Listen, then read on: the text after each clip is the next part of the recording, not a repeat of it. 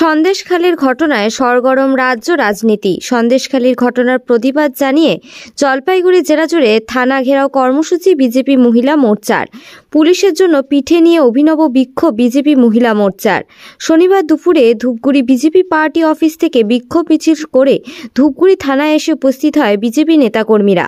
সন্দেশখালীর ঘটনা তুলে ধরে একের পর এক নেতারা বক্তব্য রাখেন। কেন অভিযুক্ত শেখ শাহজাহানকে পুলিশ গ্রেপ্তার করতে পারছে না, কেন এই রাজ্যের মহিলারা সুরক্ষিত নয়। রাজ্যের মহিলা মুখ্যমন্ত্রী থাকা সত্ত্বেও বিজেপি নেতাদের দাবি পুলিশ তৃণমূলের গুন্ডায় পরিণত হয়েছে এবং উর্দিধারী দলদাস বলে আখ্যায়িত করা হয়েছে।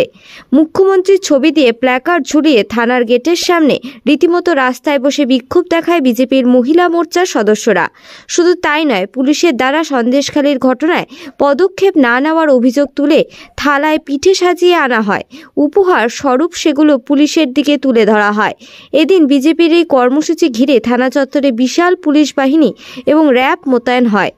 বন্ধ রাখা হয় থানার গেট। বাধ্য হয়ে থানার গেটের সামনেই বসে পড়েন বিজেপি নেতাকর্মীরা।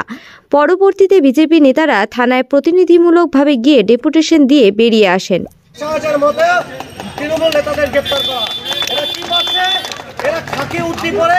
শুধু বিরোধী দলগুলোর গলা চিপে ধরতে পারছে, আর কি করছে? গণতন্ত্রের যে চতুর্থ স্তম্ভ সাংবাদিক, সেই সাংবাদিকদের গ্রেপ্তার করতে পারছে। যাওয়ার আগে প্রত্যেকে এক কথা করে চুরি এই পুলিশ প্রশাসনের হাতে দিয়ে যাবেন।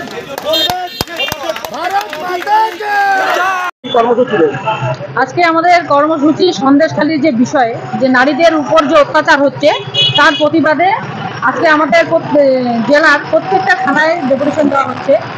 তো আমরা সেইটাই আর কি ধূপগুড়ি থানাতে আমরা এসে আসি। না, আমরা থানায় ঢুকতে পারিনি, এইখানে ব্যারিকেড দেওয়া আছে। তো মনে হচ্ছে যে পুলিশ প্রশাসন আমাদের মহিলা সংগঠন থেকে ভয় পেয়ে গেছে, এটাই আর কি মনে হচ্ছে। আমরা চাচ্ছি যে সন্দেশখালীতে যে মহিলাদের সাথে যে এত দুর্ব্যবহার হয়েছে তার আমরা প্রতিবাদ চাচ্ছি। আমার নাম দীপালি রায়, আমি ধূপগুড়ি পশ্চিম মণ্ডলের সভানেত্রী।